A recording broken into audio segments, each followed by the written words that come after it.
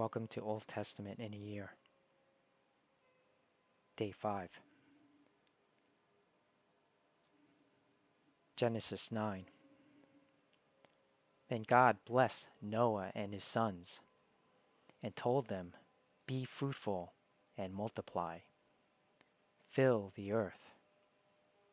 All the animals of the earth, all the birds of the sky, all the small animals that scurry along the ground, and all the fish in the sea will look on you with fear and terror. I have placed them in your power. I have given them to you for food, just as I have given you grain and vegetables. But you must never eat any meat that still has the lifeblood in it, and I will require the blood of anyone who takes another person's life. If a wild animal kills a person, it must die. And anyone who murders a fellow human must die. If anyone takes a human life, that person's life will also be taken by human hands.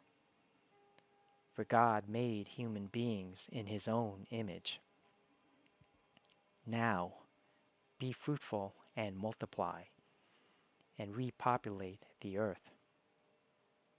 Then God told Noah and his sons, I hereby confirm my covenant with you and your descendants, and with all the animals that were on the boat with you, the birds, the livestock, and all the wild animals, every living creature on earth. Yes, I am confirming my covenant with you. Never again will floodwaters kill all living creatures. Never again will a flood destroy the earth.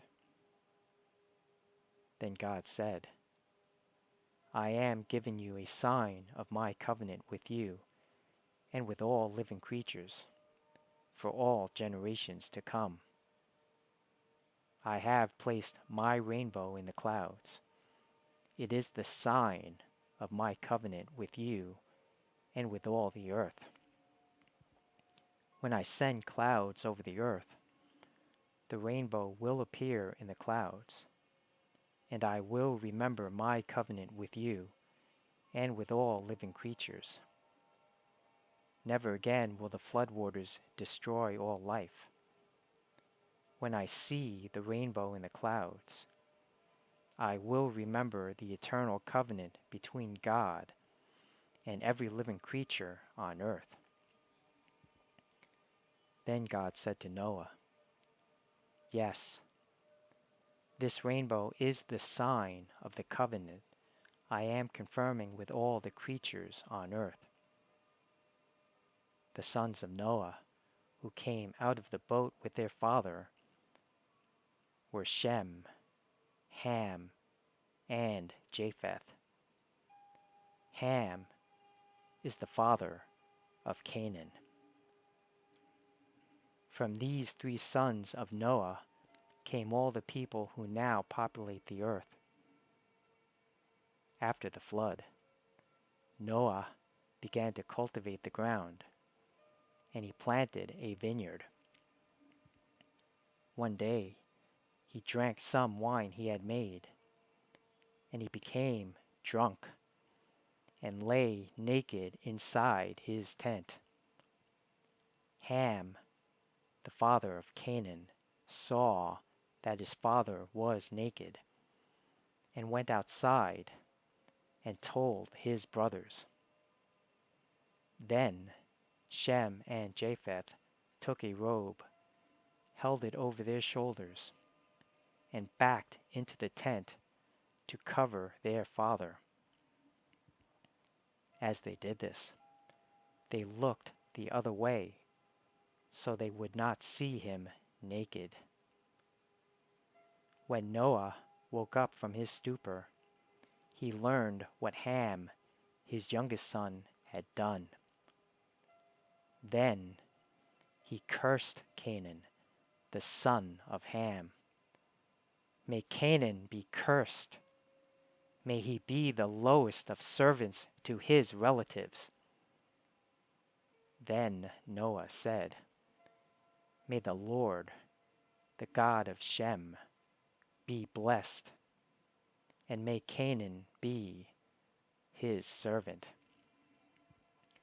May God expand the territory of Japheth.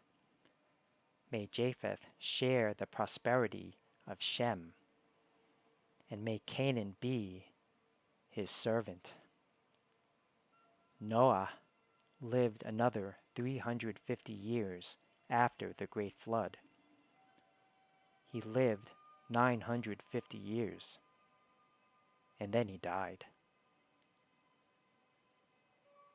Genesis 10. This is the account of the families of Shem, Ham, and Japheth, the three sons of Noah. Many children were born to them after the great flood. The descendants of Japheth were Gomer, Magog, Madai, Javan, Tubal, Meshech, and Tiras. The descendants of Gomer were Ashkenaz, Riphath, and Togarmah. The descendants of Javan were Elisha, Tarshish, Kittim, and Rodanim. Their descendants became the seafaring peoples that spread out to various lands, each identified by its own language, clan, and national identity.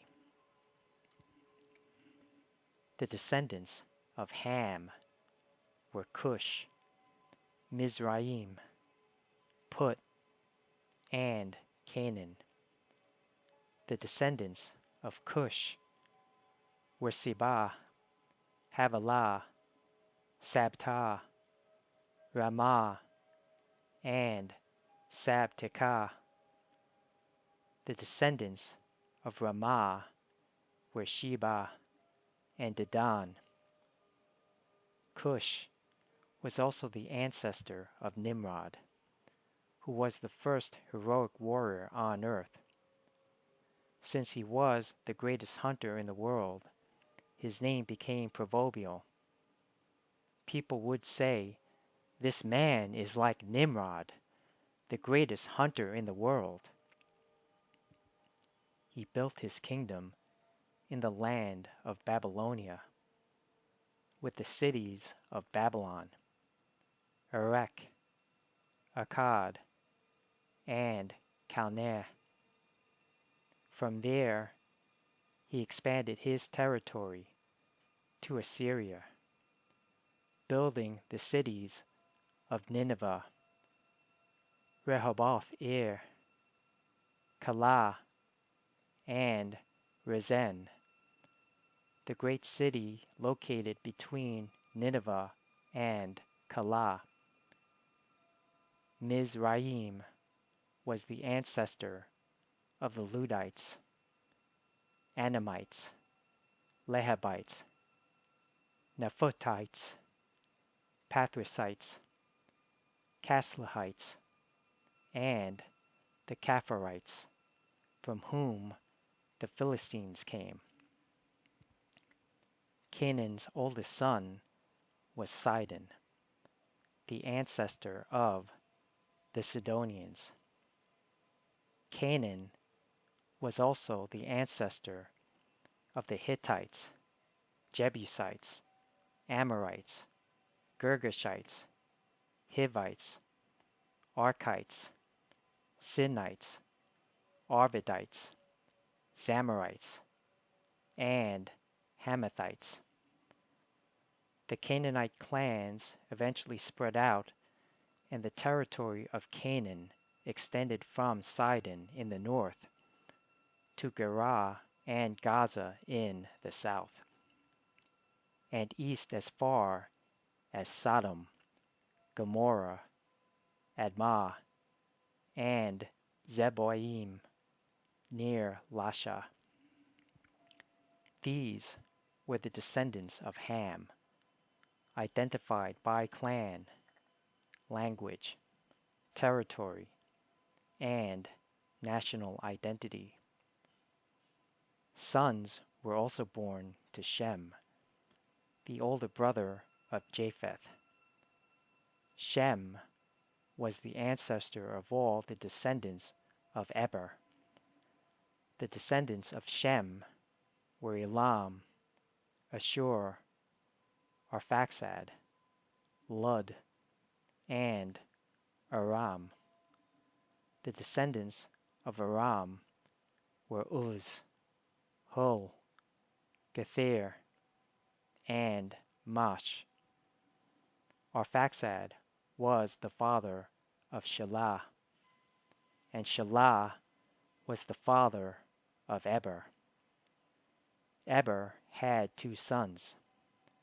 The first was named Peleg, which means division, for during his lifetime the people of the world were divided into different language groups.